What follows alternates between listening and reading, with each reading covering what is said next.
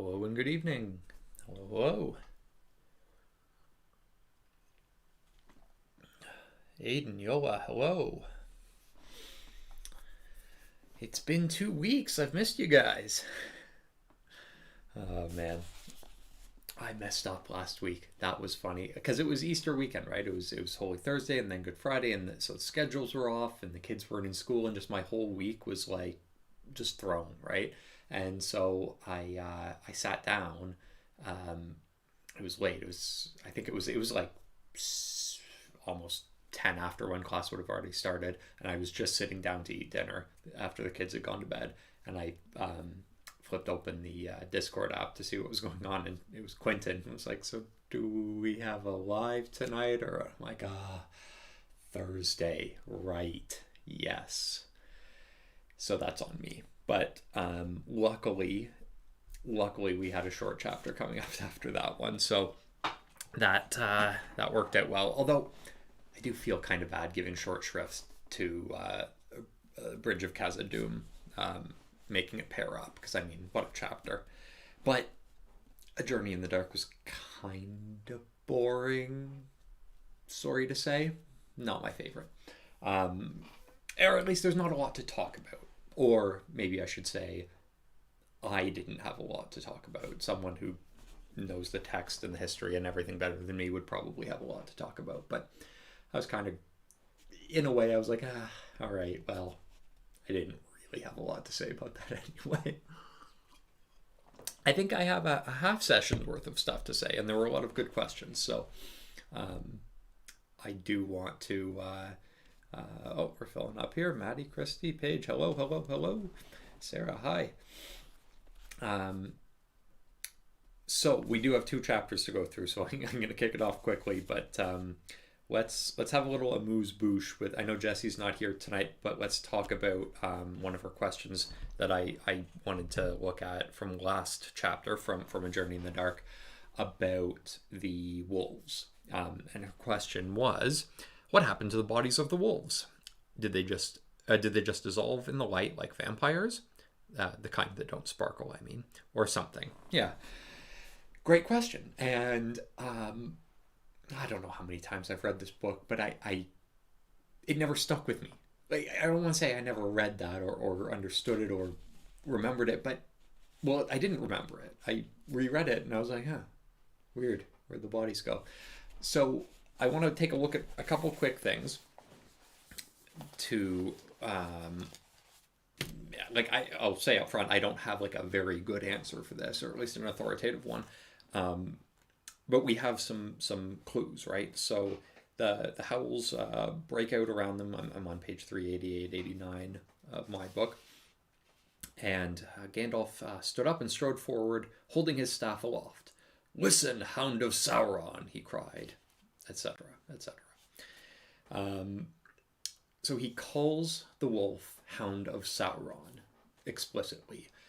That's a clue, I think, obviously, that this is not an ordinary, pack of hunting wolves, right? Just sort of living in the wild, circle of life kind of thing, right?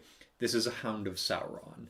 He knows that this is a special wolf in some way. So let's look at that.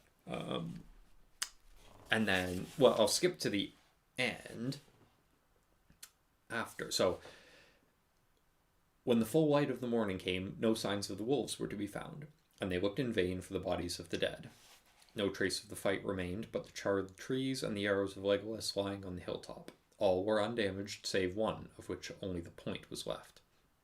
"It is as I feared," said Gandalf. "These were no ordinary wolves hunting for food in the wilderness." So that kind of bookends the fight, right? So these are not ordinary wolves hunting in the wilderness. These are Hounds of Sauron.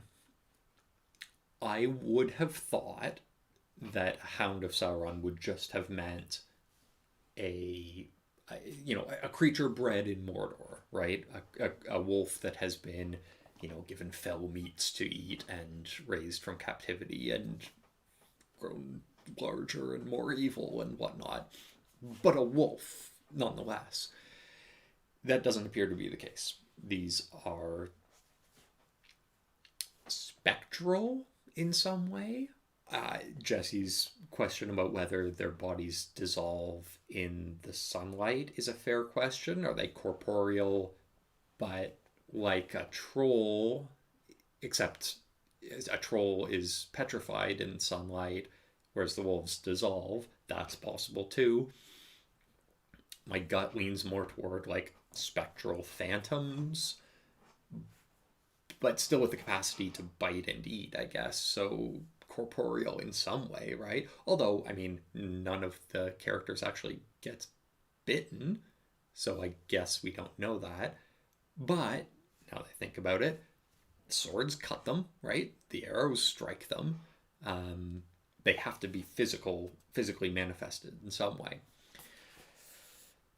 That brings us back to the only forensic evidence that we have is Legolas's arrows, right? So when Gandalf does his fire act, the last arrow of Legolas kindled in the air as it flew and plunged burning into the heart of a great wolf chieftain. All the others fled. Okay, so the arrow kindled as it flew. It's set on fire. The arrowhead would presumably be made of metal or stone. The shaft of the arrow would be the flammable part. So that explains the arrows of Legolas lying on the hilltop. All were undamaged, save one of which only the point was left. Okay. So we know it wasn't a dream because the shaft of that arrow, which burned, is gone. So what are we left with? Oh, I see. Hi, Rachel. Big fan. Yes, hi. I know you. You love your Lord of the Rings. That's okay. I can put on the trilogy, the extended version trilogy. If when we're done here, we could start watching if you'd like.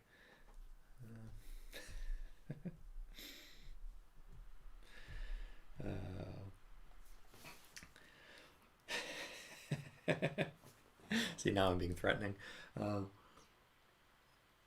Okay, so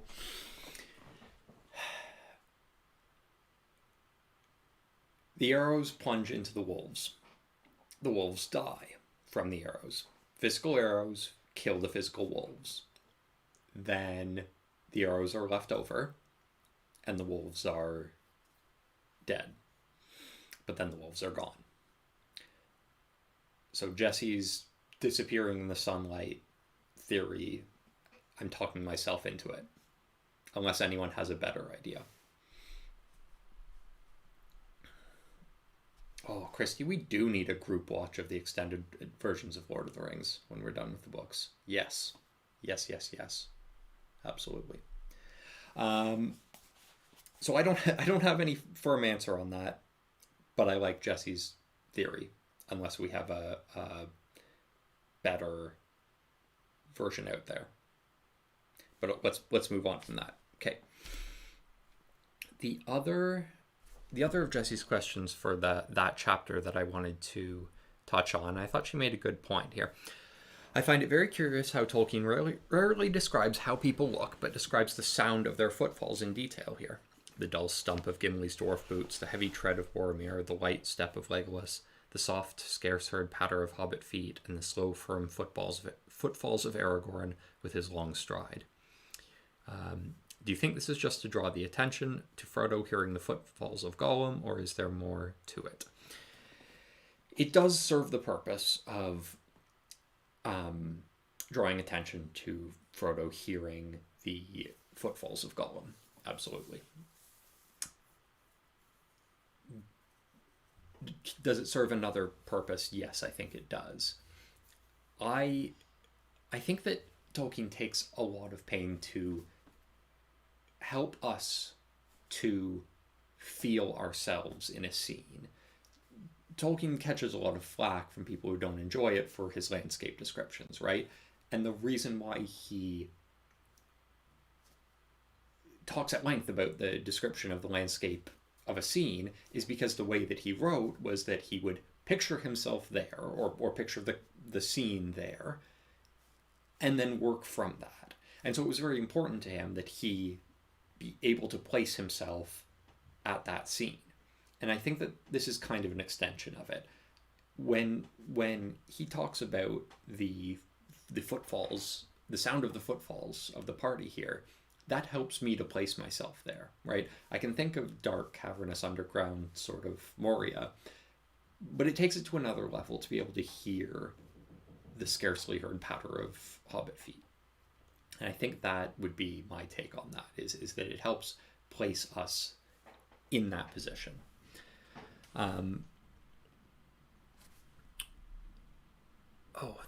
There were a lot of good ones here. The other one I wanted to, and I don't have a great answer to this, but so there was an outside force described pulling Pippin to the well when he dropped a pebble in. What was that, right? What was the force drawing him? I think it was curiosity. I don't think that this was divine intervention. But the way that it's written invites that, right? It is written in a similar way, not exactly the same, but similar to the, for some reason Frodo felt glad that the voice talking to Gaffer Gamgee didn't come up the hill, right? It's sort of an intuition, but it doesn't fit here, I don't think. I think this is Pippin making excuses for being curious, but I thought it was an interesting point because of that parallel to other areas.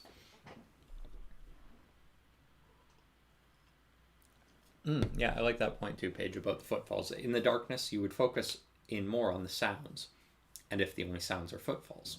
That's why we get such detail. Yes, absolutely. That's a great point. That there is no landscape to describe here. The party can't see around them very well. So how do you describe the landscape? The landscape is the sound. That's exactly right. Yeah.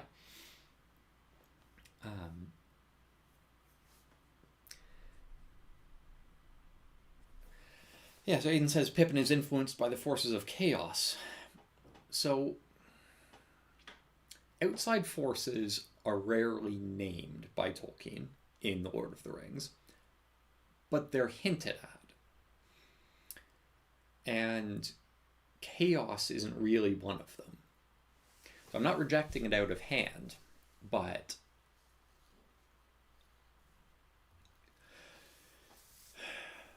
it would be unique in the text, I think. But if you see it somewhere else, if chaos sort of as a character exists in the text, keep an eye for it.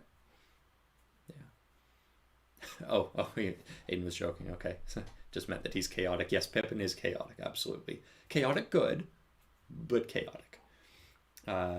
Yes, Christy, Pippin is the youngest. I think by a significant margin. He is the only hobbit not of age. He's a minor in hobbit terms. Okay, so I want to get into the close reading that we wanted to do about the sort of the end of that chapter, A Journey in the Dark. Sort of, I think it was around 411 or thereabouts. Yeah. So I think that Gimli's poem is interesting, and I think it's interesting because, I'll be careful when I say this, I'm going to say it is unique in that we don't get other dwarven poetry, but I'm open to being corrected on that. Does Gimli have any poetry about the glittering caves behind Helm's Deep? Maybe. Does he have any poetry about the Mirror and Durin? Maybe. But I don't think either. So this is certainly the first dwarven poetry that we get. And maybe the only. So the style is interesting, the flow, the feel.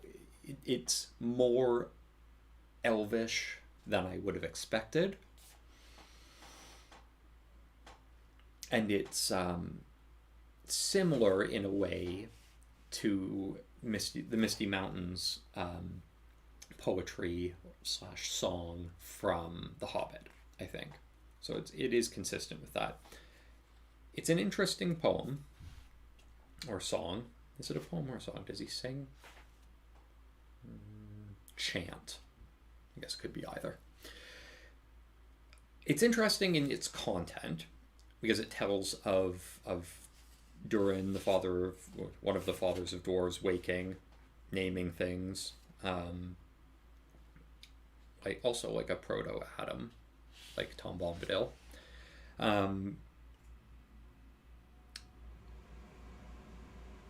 And it's all about his day and the world being fair therein, until the very last chapter, which tells of, well, it's not like that anymore. And it does answer Sam's question about the darksome holes of Moria. So I think it's very effective poetry, and I quite enjoyed it.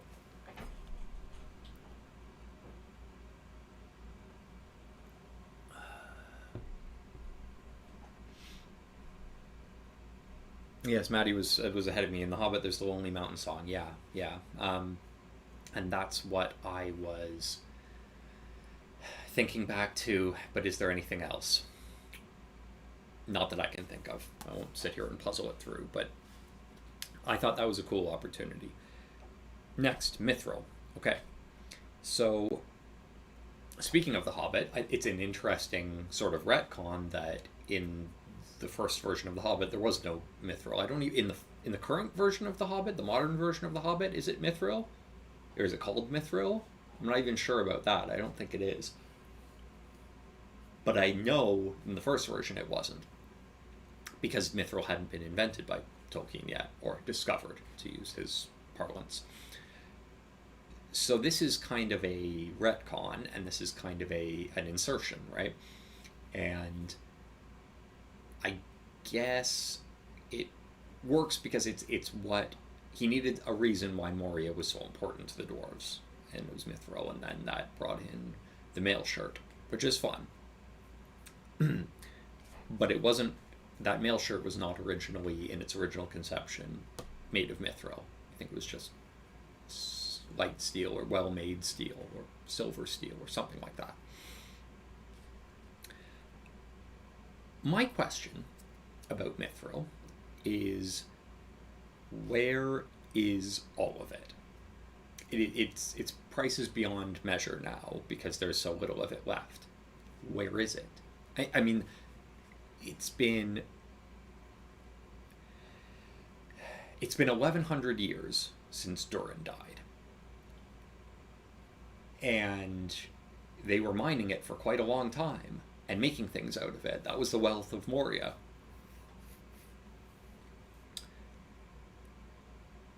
Yes, Christy says, didn't they say Sauron was collecting it? Yes, that does account for maybe all of it.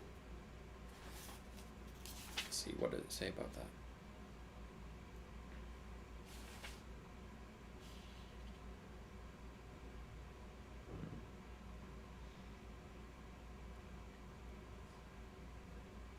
Of what they brought to light, the orcs have gathered nearly all and given it in tribute to Sauron, who covets it. Okay, nearly all. So that's where nearly all of it has gone. Of what they brought to light. So was it just sitting in Moria? Like, I would have thought it had been distributed, which I guess is not the case. It was just sort of brought to light and then kept, like, beaten into shape and then kept in Moria. That doesn't make a lot of sense to me. Like, wouldn't it have gone to all the dwarf families? Wasn't there wealth in... You don't gain wealth. This is my problem. You don't gain wealth in the way that the dwarves did by mining mithril and then making things out of it and then sitting on it. You have to sell it for wealth, right? Or trade, or whatever, but it has to be distributed. So the fact that there is so little out there, I mean, like, there was a mail shirt, like Bilbo's mail shirt in Erebor, right? That's not, that's where I would expect more to be, in the Blue Mountains, in the Iron Hills, in Erebor, in trade, right? Trade with at least other dwarven settlements, maybe, the Noldor elves and so on.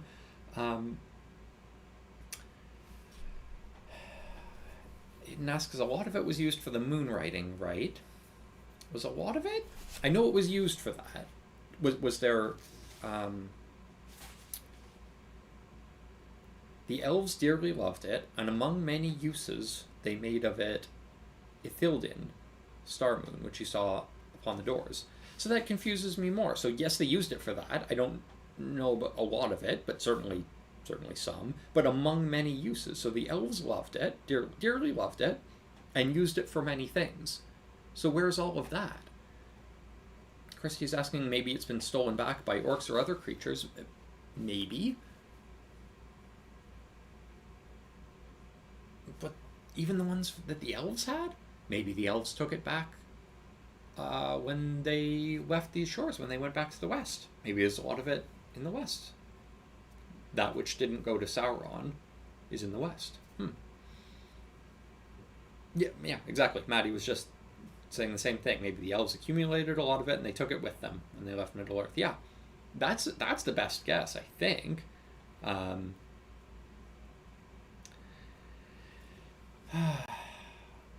Tribute, Christie? Possibly.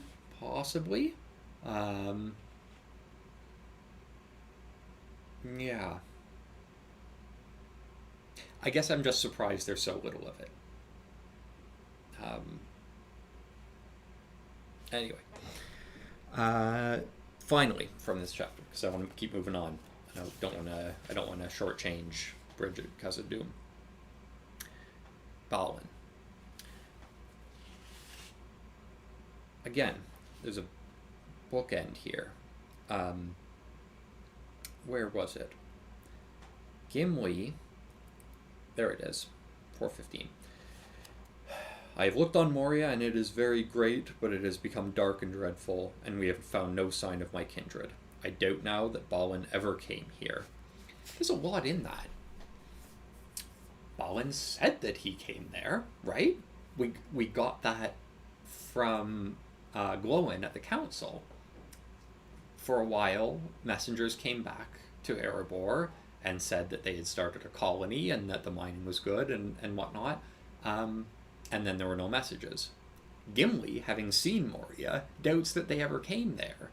So that's a pretty serious thing to say. He doubts that, those messages were real or true, right?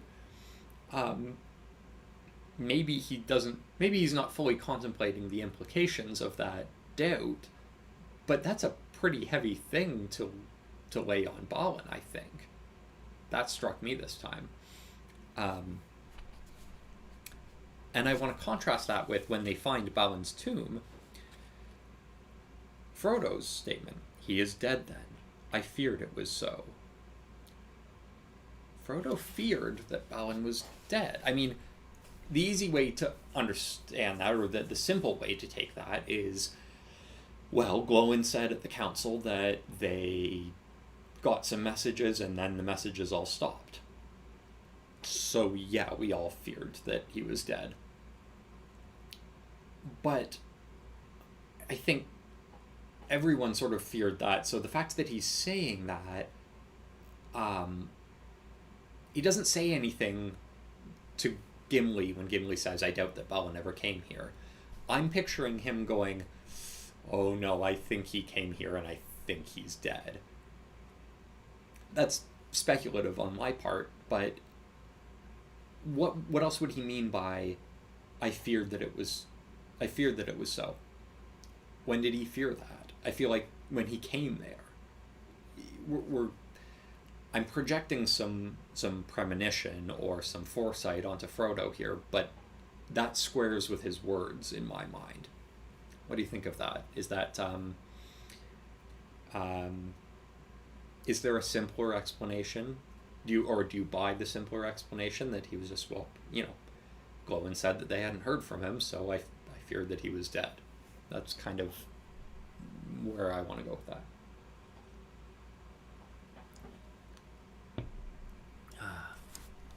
Okay. Let's move to the Bridge of Khazad-Dum, unless you have any other thoughts on A Journey in the Dark. Because the other thing I wanted to say, I think it's interesting. I had always thought, so I knew that Frodo could see better in the dark by Moria. I remembered that. I always had it in my head that it was because he had the ring. It was some effect of the ring. But that's not the case. Though he had been healed in Rivendell of the knife stroke, that grim wound had not been without effect.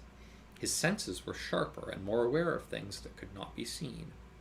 One sign of change that he soon had noticed was that he could see more in the dark than any of his companions, save perhaps Gandalf. First of all, I think it's interesting that Gandalf can see in the dark well, or at least better than Gimli. So if we're ranking ability to see in the dark, it's Gandalf, Frodo, and then possibly Gimli or the rest. I would think that living sort of in tunnels and whatnot, although he does say that they're always well lit, would give dwarves a better sense of sight in the dark. That said, it was a surprise to me, who had not read carefully enough apparently, that it was the knife wound that gave him the senses, right? The increased, sharper senses and vision in the dark. I guess my explanation for that is that he was being drawn into the spirit world that the Nazgul inhabit. In that world,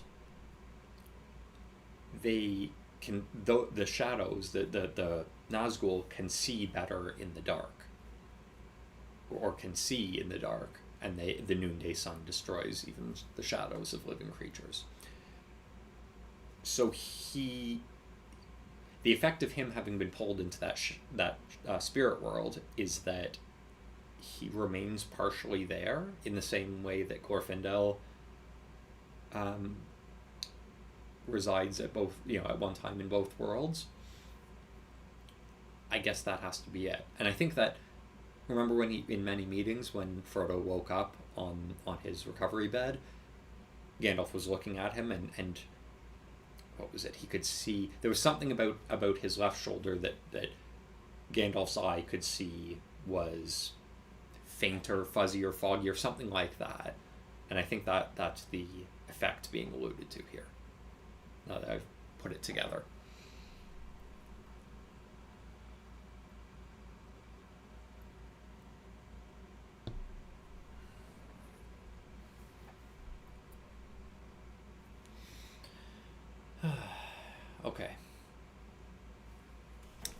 Okay, I want to move on so we have time for the chasm. Bridge of Khazad-Dum.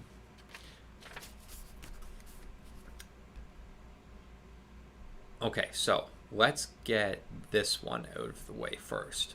Balrog wings.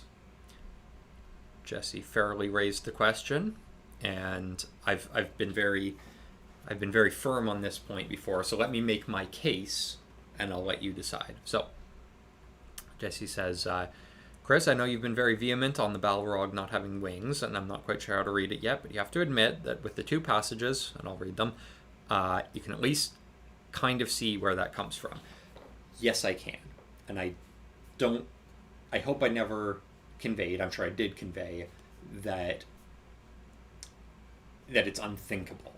It's not. I can see why people think it. I just don't agree. And I think there's convincing evidence that there isn't. Let's read it, and I'll explain what I'm talking about. So, first, The Balrog reached the bridge. Gandalf stood in the middle of the span, leaning on the staff in his left hand, but in his other hand Glamdring gleamed cold and white. His enemy halted again, facing him, and the shadow about it reached out like two vast wings. Okay. Diagramming this sentence. What is the subject of the sentence? The shadow. The shadow about it reached out like two vast wings. The subject is the shadow. What is the verb? Reached out. That's the verb phrase. The shadow reached out. How did the shadow reach out? Here's the simile. Like two vast wings. So it's an adverbial phrase describing how the shadow reached out. The shadow about it reached out like two vast wings. Not two vast wings of shadow reached out from the Balrog. That's the first reference to Balrog wings that we get. Skip a paragraph. It stepped forward slowly onto the bridge, and suddenly it drew itself up to a great height, and its wings were spread from wall to wall. Okay, that is the steel manning the Balrogs have wings argument. That's the sentence, right? Its wings spread out. Yes, Balrogs have wings. If that's the only sentence we have about Balrog wings, and we didn't just get the simile beforehand. So I think that sentence has to be understood in the context of the simile. I think that the shadow behind it reaches out from wall to wall. What shadow? Oh, the shadow that is like two vast wings. So that is my positive evidence explanation of why Balrogs don't have wings. My argument from absence, which I think is stronger, is also in this chapter, twofold. So, what happened? The previous page, the Balrog, came to the edge of the fire, and the light faded as if a cloud had bent over it. Then, with a rush, it leaped across the fissure. So, the Balrog has to get across a flaming fissure. Does it fly over? No, it leaps over. Okay, birds can hop. Yep, granted. I wouldn't think that that's what a winged creature would do to get over a fissure, but it's possible. I think this is evidence directionally in favor of Balrogs don't have wings. Here's the last evidence. What happens to the Balrog? It falls down a chasm. I don't know of any winged creature that... Well, okay. Maybe they're decorative wings. But if they're functional wings, why wouldn't it be knocked off the bridge and just fly? Right? Why wouldn't the bridge crumble and then it hover, fly up, fall down a little bit and fly up? It can't have functional wings. So the best case scenario for the Balrogs have wings crowd is that a Balrog has ornamental wings. I don't think so, but okay, maybe. No, I don't agree, but that's the best case scenario. But I'm very confident that Balrogs do not have functional wings.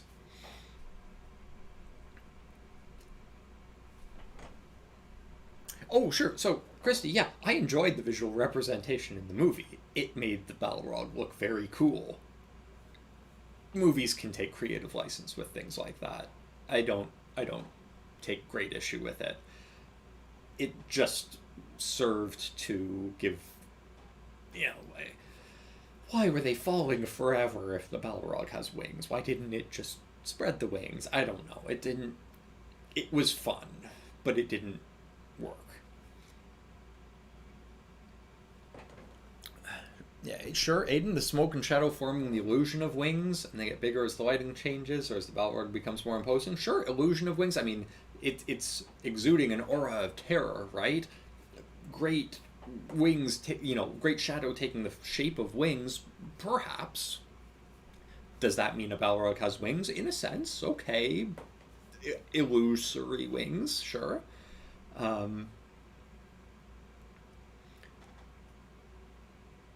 Yeah, so yeah, Maddie, I get that too. I like that read. Wings or not, I kind of imagine the Balrog flaring the shadow like any animal that tries to make itself bigger to scare off another creature would. Yeah, that's my read of it too. I think it's spreading out its shadow vastly, right? It's to be imposing, and it has that effect absolutely.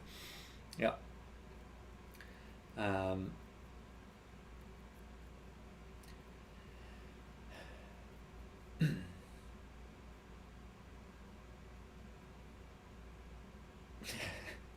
yeah, it has a whip, so does have the Indiana Jones hat as well. Yeah.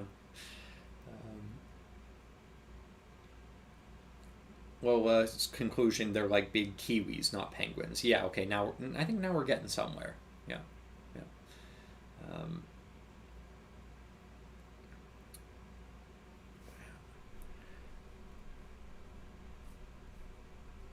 yes, now we need the scene with the Jones soundtrack. Yeah, yeah, we need, we need Fly You Fools accompanied by dun da da da dun da da.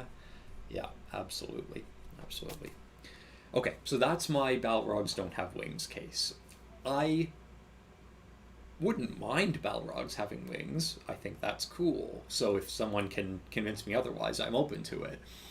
I just don't think they do. So, what else? Okay, one more thing from Jesse, and then I'm going to go through the chasm section in more detail and pick up a few of her points from there as well. But let's I haven't had a lot of time to think about this one. Jesse posted these, I think, this morning. What do we make of the orc chieftain skewering Frodo? Much was made, well, little was made, pointedly, about the Watcher in the Water grabbing Frodo of all the company, right? Gandalf thought of it, right, in his mind. And wondered. And I think the implication is, did it sense the power of the ring? Or something special about Frodo from the ring? At least that's the implication I draw. But I have been known, obviously, to give the ring too much credit. Maybe it was the shard in his shoulder, or the effect of the shard in his shoulder.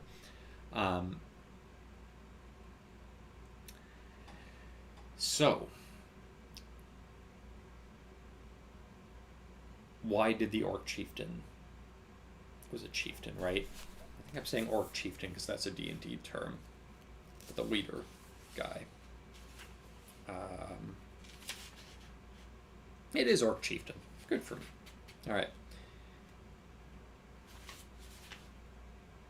So he bodies Boromir with his shield, ducks under Aragorn's blow, and then charges into the company and thrusts with his spear straight at Frodo. So he charges into the company. Presumably this is a target-rich environment. But he goes for Frodo. Is that just chance, if chance you call it? I had never thought about it, and we don't get any later... Gandalf wondered why the orc chieftain had gone at Frodo, but I think it's very possible that we should see an echo of the Watcher here, and that's fun.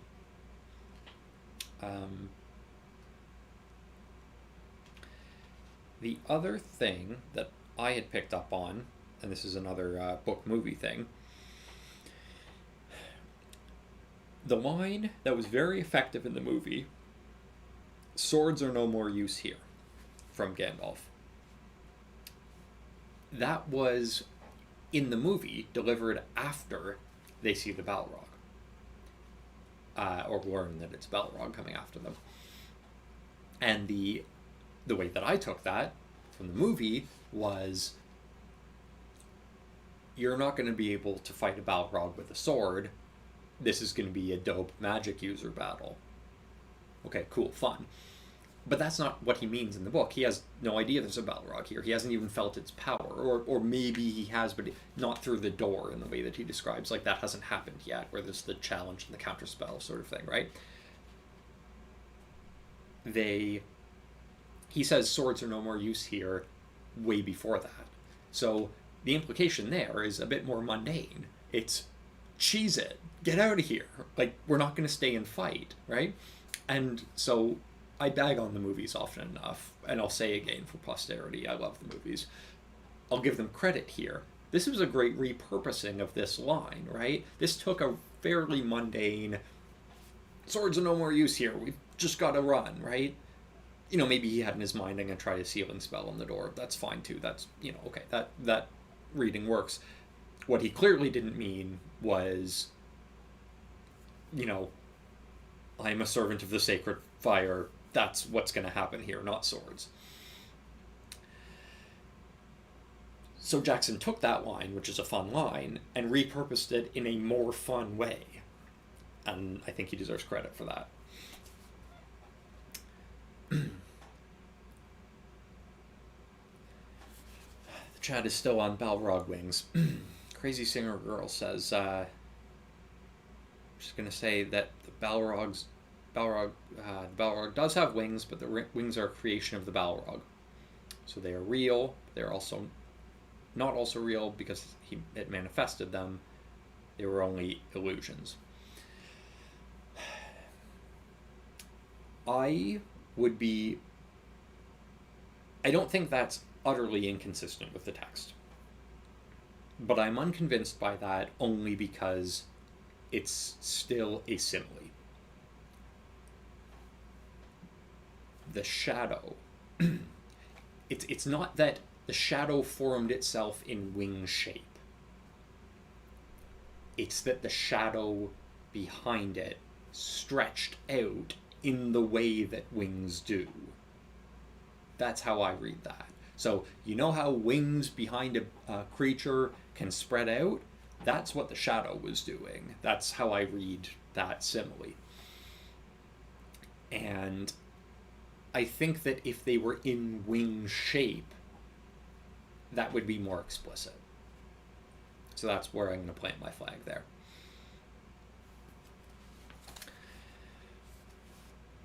Okay. Boromir's horn. I want to talk about Boromir's horn.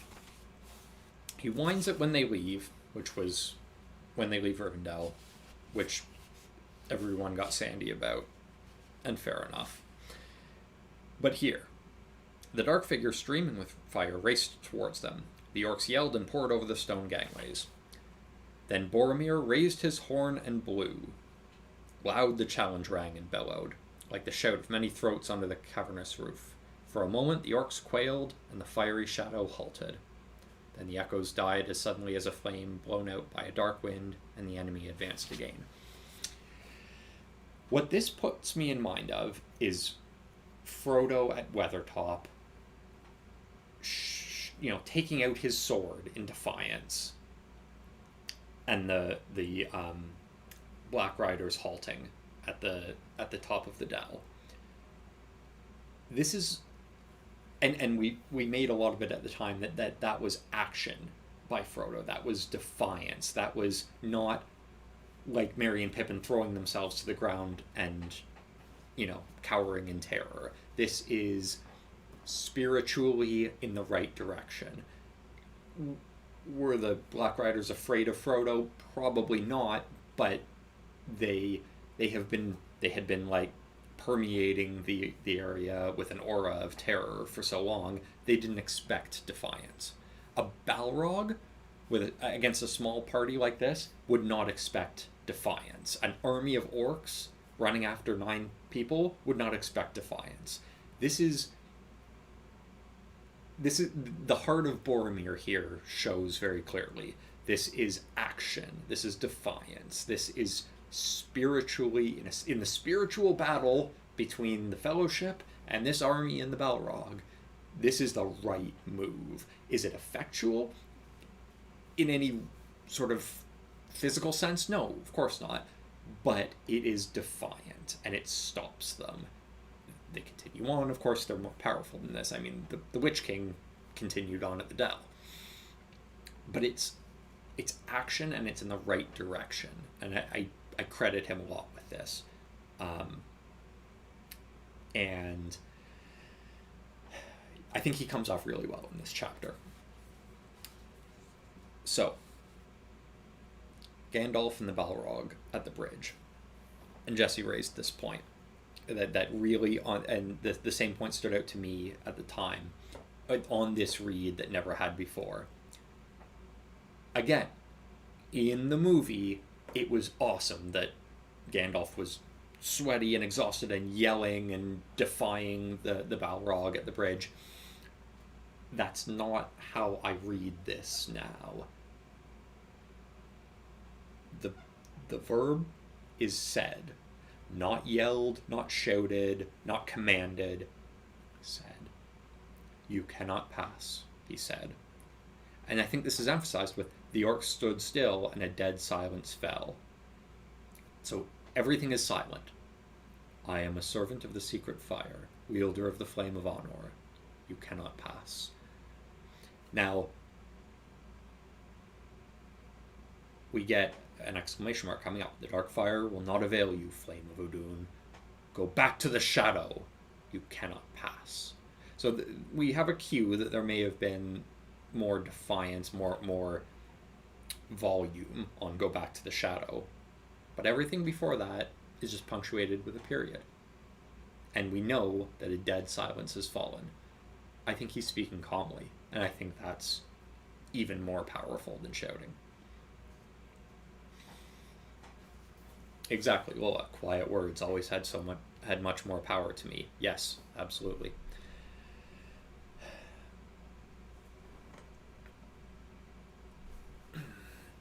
Oh, good point, Aiden. I like that. And yet, this is in reference to swords are no more use here. And yet Gandalf faces the Balrog with a sword. So the line doesn't entirely work in the repurposed context. I guess using the sword as a catalyst is still magic, though.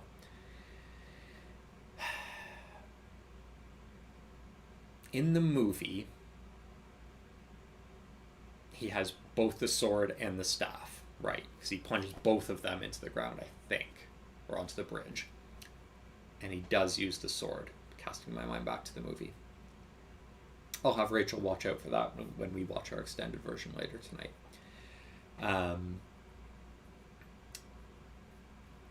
Yeah.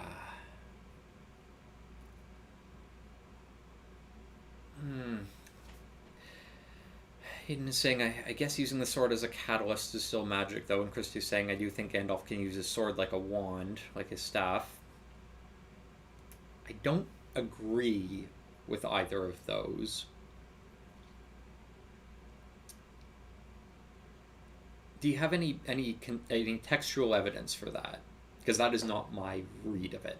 I think his sword is magic in the sense that it was forged in Gondolin by the High Elves.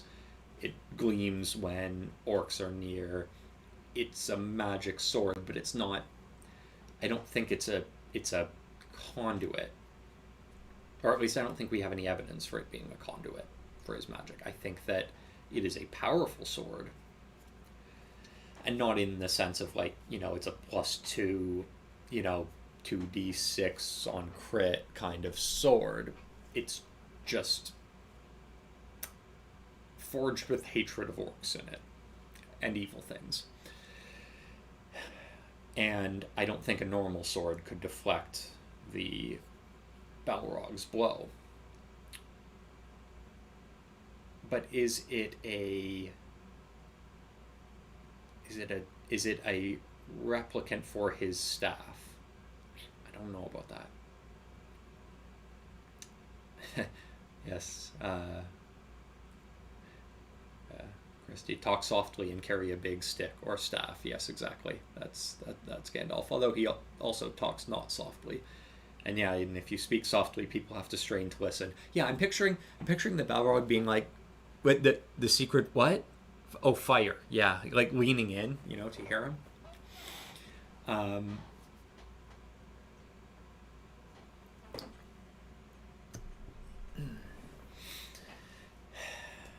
The power comes from Gandalf. Christy says, staff, sword, or no. Yes, principally. But the staff has power too, I think. And we'll see that in Rohan. And we'll see that at Isengard at the end. The staff is an instrument. So without his staff, could Gandalf have done what he did at Meduseld later? Have done what he did later. Good grammar. Really good. I think the staff matters. Yes, the power comes from Gandalf, but the staff is a focus or an instrument, and I'm not sure he could do that with the sword. Because it wasn't originally intended as a conduit for magic or wizardly power. It was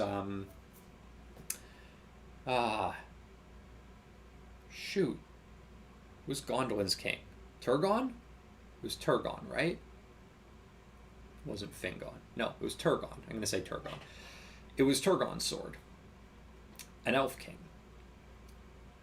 So I think it's just a sword. Just a sword, and it's a magic sword, yes, but not necessarily a conduit.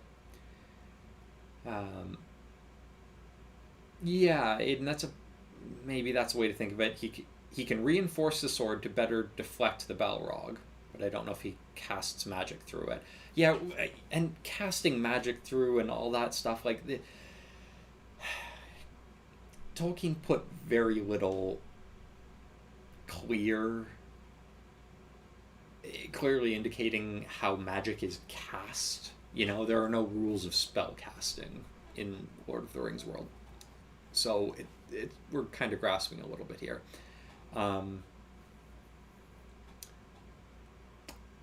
Does he need to reinforce the sword to better deflect the Balrog, or could Boromir holding Glamdring have deflected the Balrog's blow? I kind of think Boromir could have, because it's that good a blade.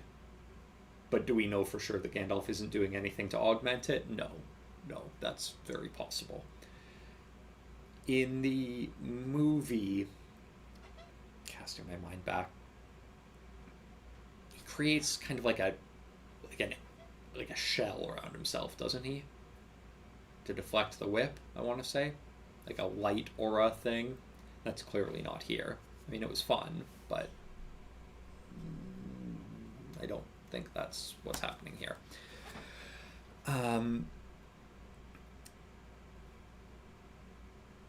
Also in there, Gandalf could be seen glimmering in the gloom.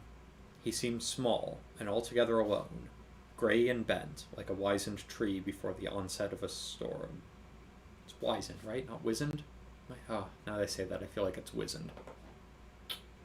I'll have to ask my mom. She knows this stuff.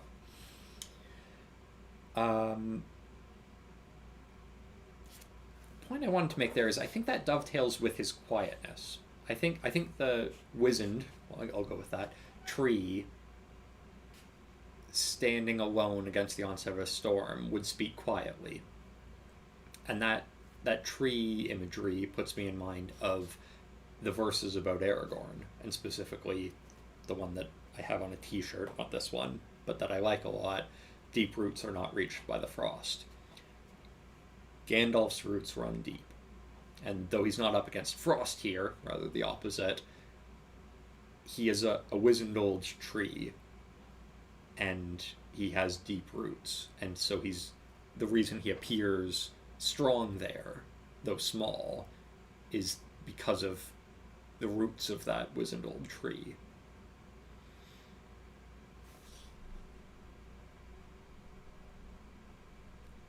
Okay, Aiden is confirming wizened. I think, right? Yes, exactly, Christy. A wizened wizard.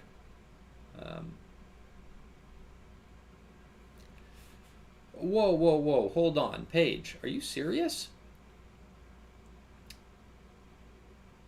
She says, copyright of Hobbit is 1966, and it mentions mithril. Not sure about previous versions. Okay, so 66 is a much later version. Okay. Paige's copy has it. Okay. 66 is not the first version. That Paige, does your copy, and I assume, because almost everyone says it's hard to get hold of a first version, does your copy have the revised chapter 5 where Gollum tries to eat Bilbo after losing the riddle game? Because I think once he revised it, because 66 is after the publishing of The Lord of the Rings, so he may have revised it, because we'll have to look into this. I don't want to waste a lot of time on this, but see, I could have sworn, and I would be wrong on this obviously, that even the current iteration of The Hobbit, the current version, does not have mithril in it. Obviously I'm wrong on that, but I'm pretty sure that the original first version, pre-Lord of the Rings, before the retcon, doesn't have mithril in it. Yeah, please post it on Discord if you don't find it there. That'd be great.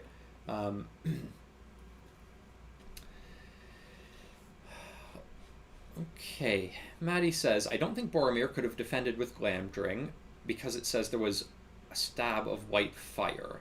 Yes, no hate to Boromir. Yeah, I understand. Yeah. Not a slight to Boromir. Let's call it Aragorn then. The white fire is Gandalf's power, she thinks, channeled through the sword, not just a metaphor about shiny sword.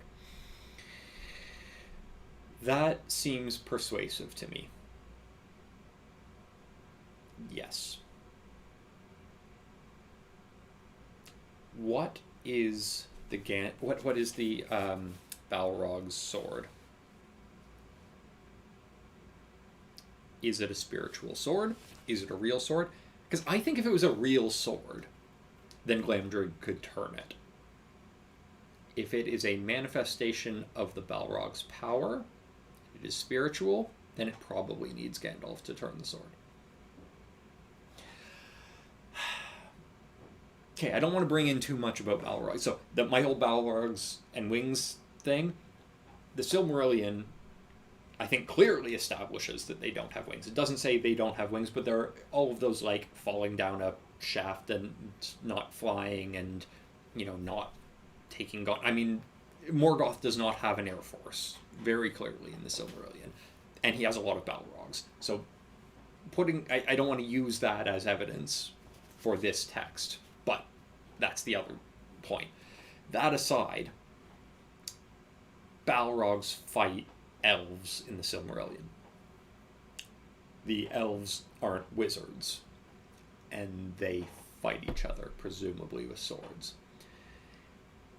So I think their swords are clashing with Balrog's swords. So I still think I slightly come down on the side if they could. But that flash of white fire... So the stab of white fire is interesting as a counter-argument. What could that be? So can I make that work with Glamdring itself can turn the sword of a Balrog? Let me read it quickly. From out of the shadow a red sword leaped flaming.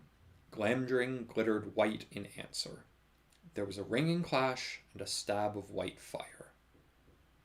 The Balrog fell back, and its sword flew up in molten fragments.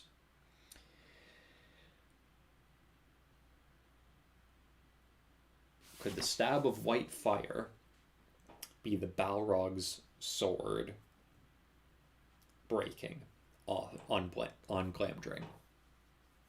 And if so, does that establish power of Gandalf's or the capacity of Glamdring? I will declare my bias here. I really like Glamdring. That is an awesome sword. I want it to be able to do this. I'm open to being convinced that it can't.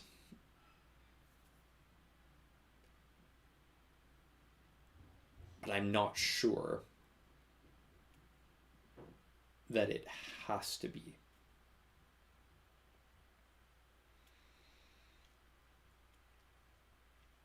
Oh, Aiden's asking, what happens in the original unrevised version? Okay, brief detour. In the original chapter 5 of The Hobbit, they have the riddle game, and Gollum goes to find... So, the stakes of the riddle game are that if... I can't remember what it is. I think if Bilbo loses, Gollum gets to eat him, I still think. But if Gollum loses, then Gollum has to give Bilbo a present. And Gollum intends to give him his special ring as a present. And Bilbo wins the riddle game, and so Gollum dutifully goes off to go see about finding his present. And he can't find it because he had previously lost it and Bilbo had already found it by that point.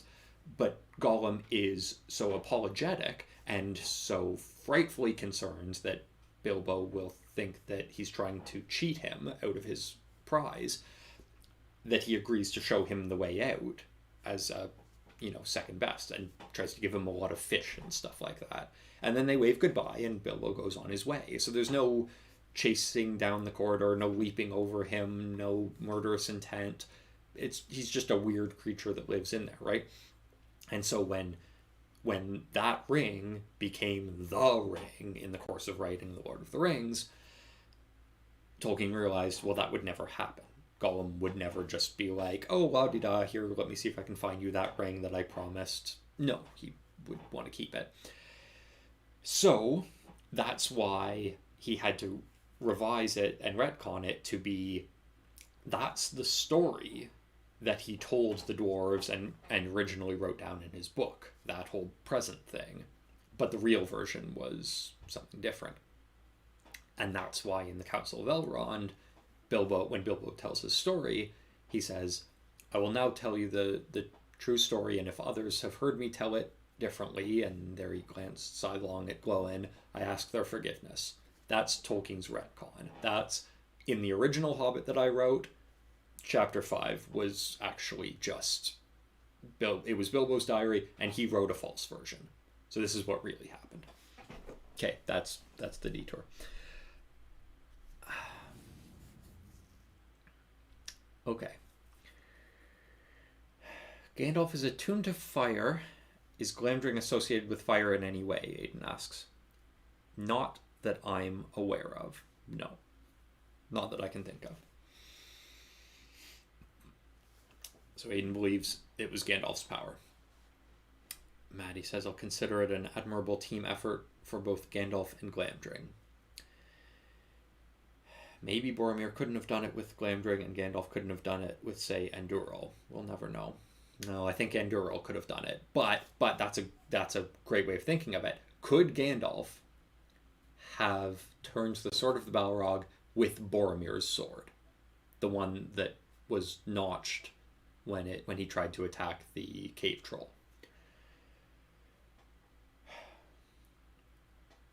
I don't think so. I don't have evidence, but I don't think so. I think Glamdring is special. I'm picturing that meme of the guy sitting at the lawn chair with the folding table in front of him, and I do have a folding table in front of me with the sign that says, change my mind. Glamdring is awesome. Change my mind.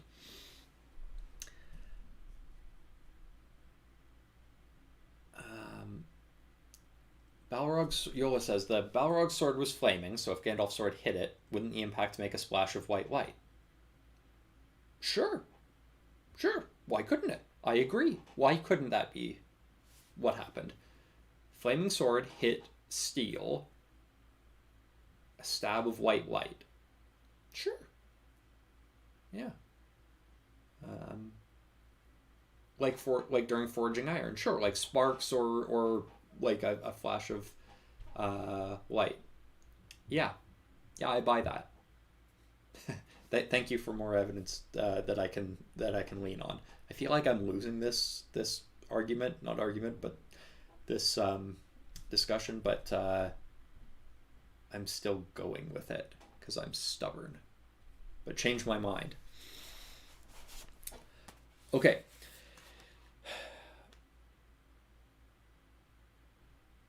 The Balrog fell back, and its sword flew up in molten fragments. The wizard swayed on the bridge, stepped back a pace, and then again stood still. Now, here's an exclamation mark. Maybe this is where it was taken from the movie. "You cannot pass," he said. Apparently, that was a misread of the line by Ian McKellen when he said, "You shall not pass." He just didn't know his line well enough and yelled, You shall not pass." With a bound, the Balrog leaped full upon the bridge. Its whip whirled and hissed. Whip whirled and hissed. That's a good line. That's good. See, I'd never read that out loud before. I liked that a lot. I had never caught that. But Tolkien in his ear, man. Tolkien in his ear. Doom, doom, doom. Here's another thing I liked. Aragorn and Boromir's battle cries. "He cannot stand alone," cried Aragorn suddenly, and ran back along the bridge. "Elendil!" he shouted. "I am with you, Gandalf." "Gondor!" cried Boromir, and leaped after him. So those are their battle cries, right? They rush into battle with those names on their lips. That was fun because no doubt they've run into battle yelling that before, right? This is old hat for them. What about Frodo earlier with the cave troll? Suddenly, and to his own surprise, Frodo felt a hot wrath blaze up in his heart. "The Shire!" he cried, and springing beside Boromir, he stooped and stabbed with sting at the hideous foot. Frodo has never had a battle cry in his life, I'll warrant. I mean, there was Aelbreth Gilthoniel, I think he said. Did he say Gilthoniel? Or just Aelbreth? In the Dell at Weathertop when he stabbed at the Witch King. But that was more, I don't know, an exultation from him. That was spontaneous. This is a battle cry. Where would he know? Like, this is, I think, a relic of Bilbo's stories, right? Where would he know to shout "The Shire" as he leaps into battle, other than the stories that he's been raised on by Bilbo? I think that's really fun. That he has a battle cry too. There's a thing that people are supposed to do when they rush into battle, and I guess I imagine a young, before coming of age Frodo sitting there listening to stories and thinking, "Oh, if I'm ever in a battle, I'll shout 'The Shire' or whatever," right? And he does it, and that's fun. Yeah. Catch up.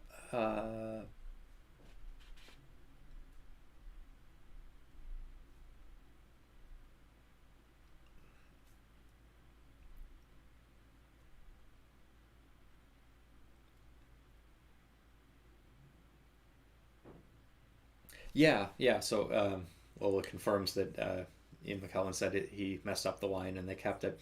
And Christie's writing, legal writing, shall and can or may are very different. Shall means have to, and can or may have some ability to choose. So even a mistake is shall not. It's clear that this isn't happening, then cannot. Yeah. Well,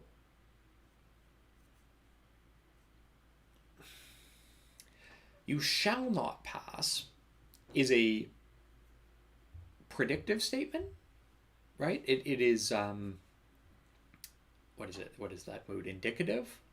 It is a statement of what, it's declarative, I think. You shall not pass. That is a thing that will not happen.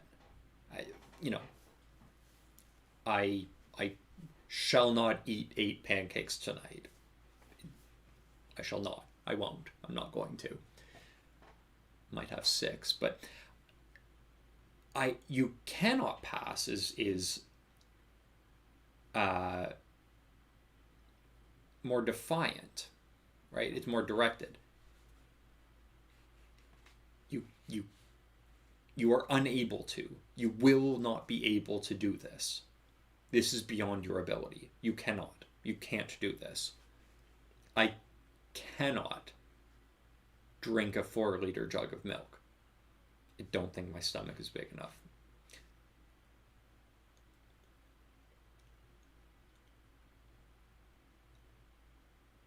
So they are different in that way.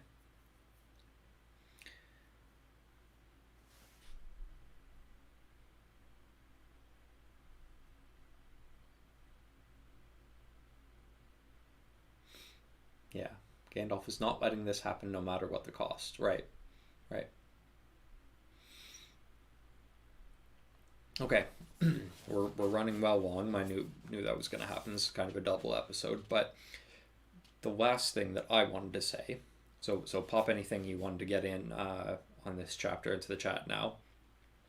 The last thing I wanted to say is that I don't know. Again, this isn't my first read through. If you had asked me what happened at the gate after Gandalf fell, I would have said they found the gate and walked through it. Gandalf falling is such a climax to the chapter that the fact that there's an orc guard at the gate that they run into is such a non-issue. I mean, it's very much made a non-issue. You know, it's barely a paragraph. Aragorn smote to the ground the captain that stood in his path, and the rest fled in terror of his wrath. The company swept past them and took no heed of them. Yeah, I mean, 2 sentences basically take care of the orc guard at the gate. But I wouldn't have remembered them. I mean, hopefully I will now, but it's funny that... What? There was an orc guard at the gate? Oh, okay. Didn't matter at all. Didn't matter to the party, so never mattered to me. And then, doom, doom, doom, the drum beats faded.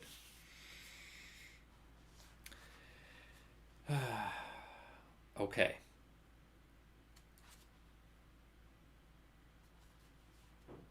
Autumn says, Autumn, welcome. I'm not sure, have you posted before? Or are you on Discord as well? I don't know if I remember seeing you recently. It really hit me, she says, when they go outside and it's like a nice day. It reminds me of when the grief strikes you, you think the world has stopped, but life goes on somehow. Yes, I agree. That struck me too. The fact that it was a nice day. It was but 1 hour after noon. The sun was shining. The clouds were white and high. Now, the practical significance of that is that the orcs won't pursue them in the daylight with the sun shining.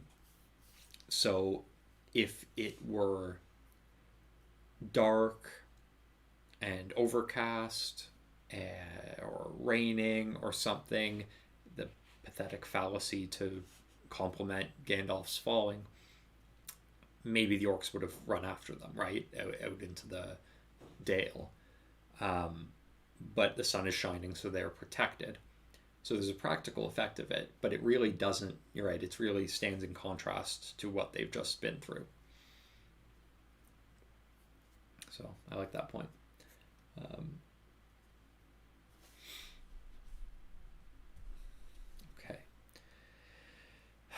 Okay, so Lothlorien next. That's fun. That's, I think, a long-ish chapter. 43, 20, 25 pages odd. Yeah, that's a good bite.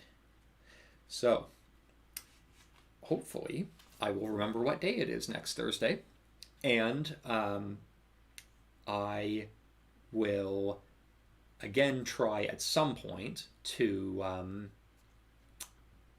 do another Europe-friendly time slot. I don't know how many weeks in a row I'll say that before we get another one, but I'm glad we were able to do that last time. So we'll do that again.